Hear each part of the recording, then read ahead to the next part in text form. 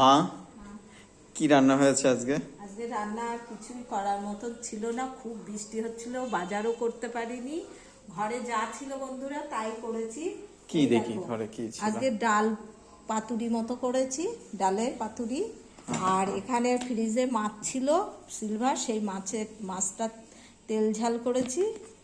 আর এখানে আছে সাদা ভাত, আর কালকের একটু তরকারি ছিল, সেই তরকারিটা ফুটিয়েছি। আর আছে দুধ।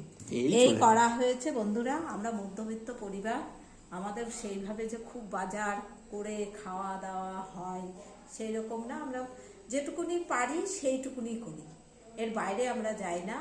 কারণ কি বুঝতেই পারছেন, অর্থনৈতিক কারণটা হচ্ছে মেন। এই কারণেই তোমাদের সঙ্গে আমি শেয়ার করছি। আমার কোনো এখানে বাড়তি কিছু নেই, যা যেটুকুনি যা সেটা তোমাদের সামনেই আমি তুলে ধরি।